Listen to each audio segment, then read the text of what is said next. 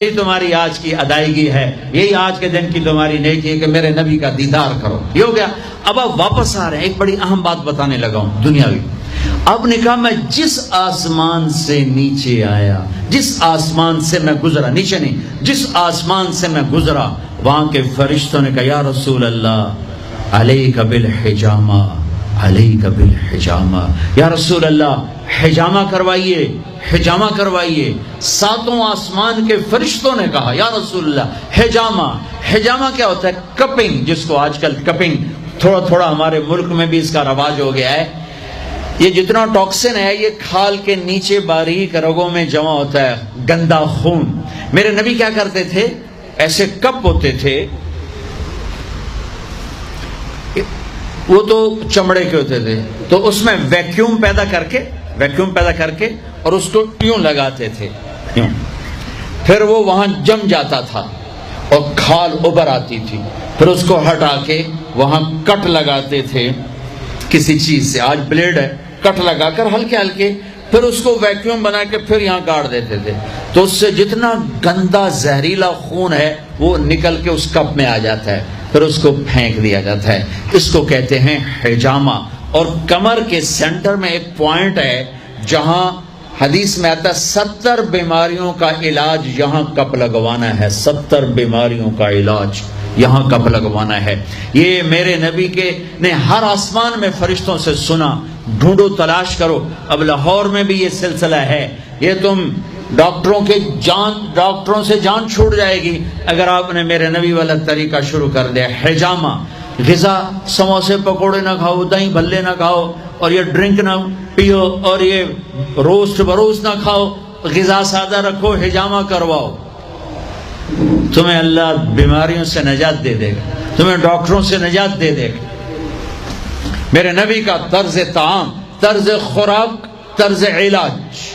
آپ نے آخری سفر میں بھی کپنگ کروائی۔ آپ جب حج پہ جا رہے تھے تو آپ نے یہاں کپ لگوائے، یہاں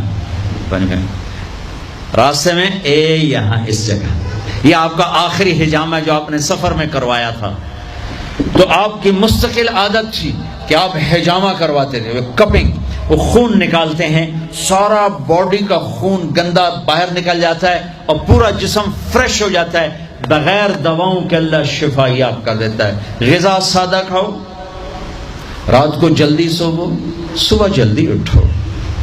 میں پوری دنیا پہ، ابھی افریقہ کے 8 ملک پسماندہ 5 بجے کے بعد بازار بند ہوتے ہیں، یہاں رات 9 بجے شاپنگ کے لیے نکلتے ہیں۔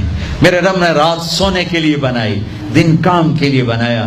اتنی نحوست ہے کہ 12 بجے تک بازار نہیں کھلتے، 11 بجے تک بازار نہیں کھلتے۔ میرے نبی نے فرمایا جعلت البرکۃ فی بکور امتی، میری امت کی صبح کے وقت میں برکت دی گئی ہے۔ میرے نبی نے فرمایا صبح کے وقت میں رزق تلاش کرو، صبح کے وقت میں اپنے رزق کی طلب سے غافل نہ ہو، سو نہ جاؤ۔ اب سارا تاجر صبح سوتا ہے، ساری منڈیاں، سارے بازار رات 11 بجے تک کھلے ہوئے ہیں، بچوں سے دور، بیویوں سے دور۔ رات 11 بجے دکانیں چھوڑتے ہیں، 12 بجے کھانا کھاتے ہیں، بچے یا سو چکے ہیں یا اپنے ٹی وی پر مشغول ہیں، یہ 12 بجے کھانا کھا کے ہی سوتا ہے۔ سارا کھانا پیٹ میں زہر بنتا ہے، پھر پیٹ پھول کے باہر، پھر جناب شیخ صاحب ٹردے جا رہے ہیں، آپ سجے پاسے تے پیٹ کھبے پاسے، اور پھر ڈاکٹروں کی چاندی، کسی کو بلڈ پریشر، کسی کو شوگر، کسی کو ہارٹ، کسی کو کچھ۔ یہ سب فطرت کی زندگی کو چیلنج کرنے کا، یہ ساری لوڈ شیڈنگ اللہ کی قسم ختم ہو جائے گی۔ شام مغرب پہ بازار بند کرو، صبح اٹھو، سارا یورپ، سارا امریکہ، سارا چائنا، سارا افریقہ میں جہاں پھر کر آیا ہوں، 5 بجے بازار بند ہیں، 9 بجے سناٹا ہوتا ہے، ہو کا عالم ہوتا ہے۔ تمہارے 9 بجے لبرٹی سے گزرا نہیں جاتا ہے۔ کیا ظلم و ستم ہے، نہ دین جانتے ہو نہ دنیا جانتے ہو، نہ تم دین کے واقف ہو نہ دنیا کے واقف ہو، دنیا سے بھی جاہل ہو، دین سے بھی جاہل ہو، دنیا کا بھی ظلم کر رہے ہو، دین کا بھی ظلم کر رہے ہو۔ لا ثمرۃ بعد العشاء، میرے نبی نے فرمایا عشاء کے بعد کوئی مجلس نہیں ہے، سو جاؤ، تہجد میں اٹھو، 12 بجے کے بعد جو آدمی سوتے ہیں ان کے جسم کی ریپیئر ہوتی نہیں ہے. جو دن میں سوتے ہیں ان کے جسم نیند مستری ہے، پلمبر ہے، آپ کے پوری باڈی کی ریپیئر کرتا ہے نیند کا نظام. لیکن جب آپ 12 بجے کے بعد سوتے ہیں یا فجر کے بعد سوتے ہیں وہ کام ہی نہیں کرتا، وہ کہتا میری چھٹی میں نہیں کرنا. جب آپ 10 بجے سو جاتے ہیں وہ پورا ایکٹیو ہو جاتا ہے، پورے جسم کو چست کر دیتا ہے. جب آپ صبح 4 بجے اٹھو، 5 بجے اٹھو تو آپ تازہ ہوگے. رات کا جاگنا، دن کا سونا نحوست.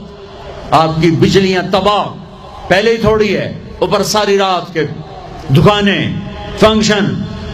یہ تو اللہ حکومت کا بھلا کرے، یہاں کی حکومت کا، کہ 10 بجے کا انہوں نے ڈنڈا چلایا تو کچھ، ورنہ تو 10 بجے تو بارات کی تیاری ہو رہی ہوتی اور 1 بجے کھانا ہو رہا ہوتا تھا. جس امت کو اللہ نے وقت کی قدر سکھائی اسی امت نے وقت کو تباہ کر کے رکھ دیا. اور جس امت کے پاس قرآن نہیں، نبی نہیں، انہوں نے وقت کو کیش کر کے تمہیں غلامی کا توق پہنا دیا اور دنیا کو لیڈ کرنے کی طاقت اللہ نے ان کو دے دی. او بھائیو، نہ دنیا اچھی رہی نہ دین اچھا رہا. رات کو جلدی سو، فجر پڑھی جائے گی آرام سے، تہجد پڑھی جائے گی آرام سے. کچھ وقت اللہ کے قرآن کے ساتھ گزارو، کچھ اللہ کے نبی کی زندگی پڑھو، کچھ اللہ کے نبی کے فرمان پڑھو، نیک لوگوں کی ہسٹری پڑھو، اپنے اللہ کے محبوب بندوں کی تاریخ پڑھو، اولیاء کرام کی تاریخ پڑھو، اپنے ماں باپ کو عزت دو.